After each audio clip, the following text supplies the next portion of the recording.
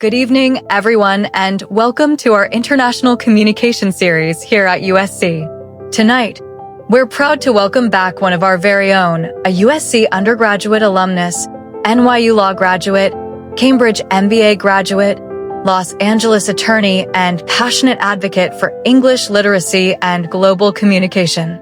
Please welcome Ken. Wow, it feels amazing to be back on this campus. When I was an undergraduate here at USC, I walked through these same halls, nervous, ambitious, and not entirely sure where life would lead. I had no idea that one day I'd be standing here again, not as a student, but as an attorney, a teacher, and someone who deeply believes in the power of language, especially English, to connect, empower, and transform lives. That's what I want to talk about tonight. Why learning English isn't just about grammar or vocabulary. It's about opportunity, courage, and connection. Let's start with something simple. Why English?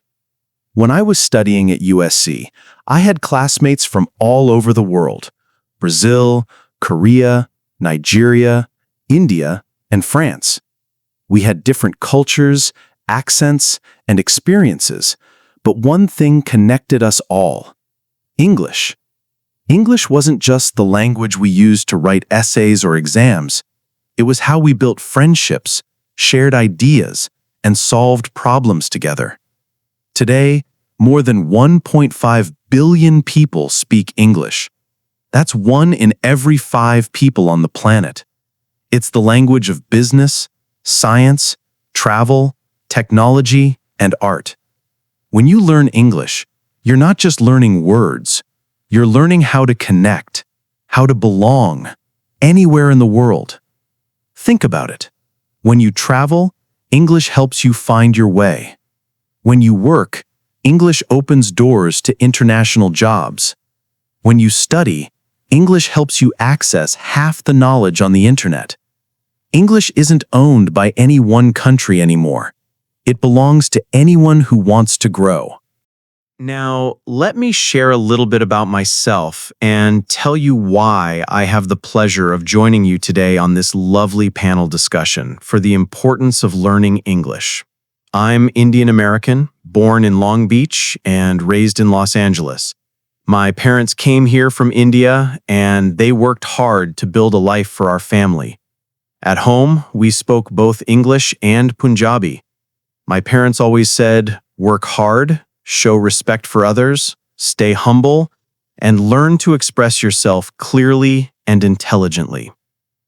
When I was at USC, I was just like many of you, full of ideas, full of energy, and trying to figure out how to stand out in a big, competitive world.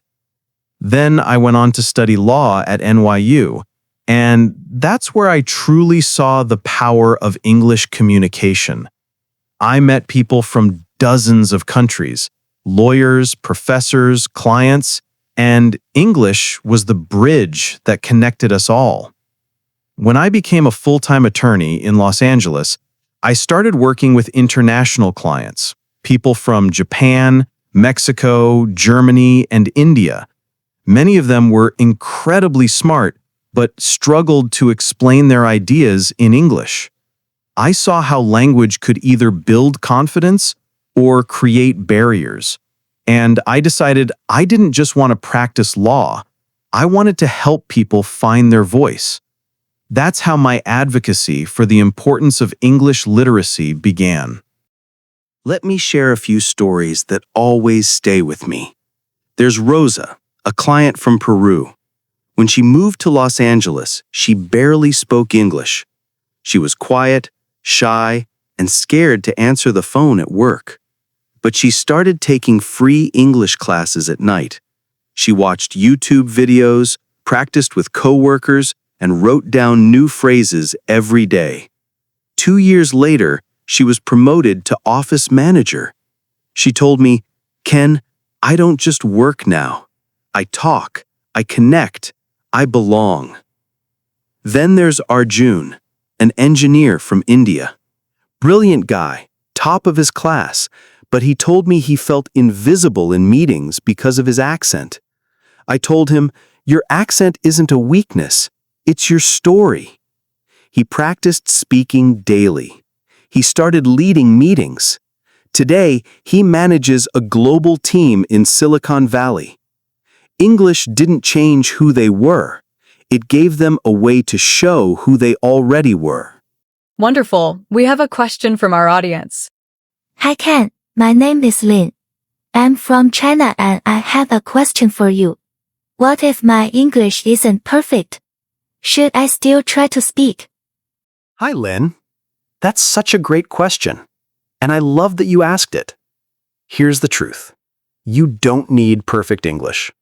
You need brave English. Perfection is a myth. Even native speakers make mistakes every single day.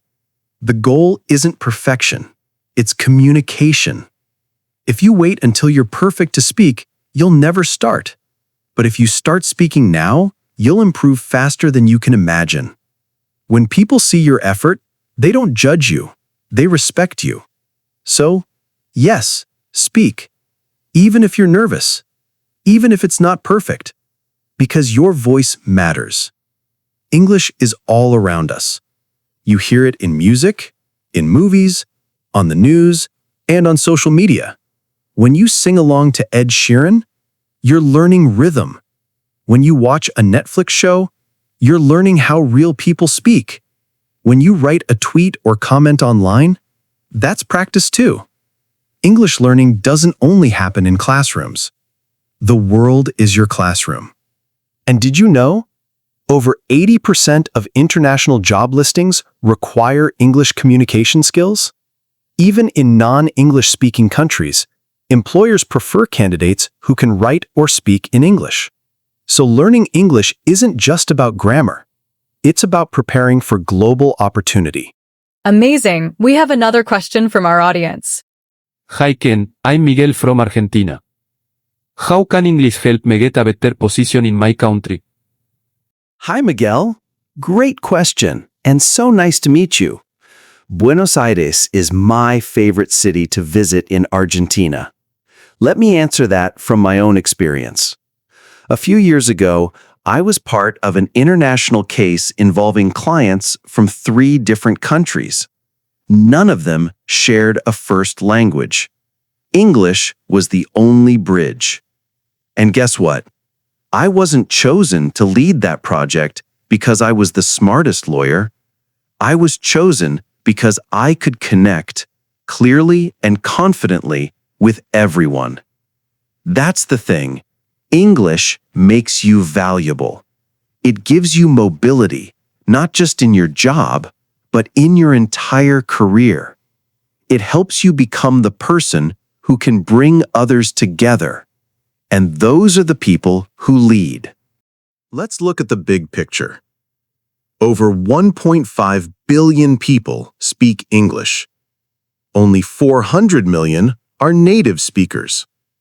That means more than 1 billion people, just like you, learned English as a second language. You are part of something global. About 70% of business emails are written in English. More than 80% of scientific research is published in English. And over half of all internet content, yes, YouTube, Netflix, news, is in English. Learning English means joining the biggest conversation in the world. Sometimes I visit adult literacy programs in Los Angeles, community centers where people in their 30s, 40s, even 60s are learning English for the first time. One woman once told me, "I just want to be able to talk to my child's teacher without fear." That sentence stayed with me, because that's what this is really about. English isn't just a school subject. It's a lifeline. It's being able to speak up for yourself, to apply for a job, to ask for help, to say, "I understand." Every new word is freedom. Every sentence is a bridge. That's why I believe so deeply in English literacy, because it gives people the power to be heard. Such great information we're hearing from Ken today. Okay, so I see we have another question from our audience. Hi Ken. Namaste. I'm Jara from India. My question is, what can I do when English feels too hard? Thank you. That's an honest question, and I think everyone here can relate to it. Learning English is like running a marathon. It's not about speed, it's about consistency. My advice?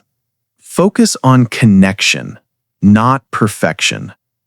Watch something you love in English. Speak a little every day. Write down 5 new words each night. Celebrate every small victory. Your first English conversation. Your first email. Your first time thinking in English without translating. Progress doesn't happen overnight. It happens every day you don't give up. My friends, before I finish, I want to leave you with this thought. English is not about status. It's about connection. It's about being able to sit across from someone from another country and say, I understand you. That's what makes this language so powerful. It helps us bridge differences, not erase them. You don't have to be perfect. You just have to be brave. Every word you speak is a step toward a bigger world. And I promise you, the world needs your voice. Thank you, USC, for having me back.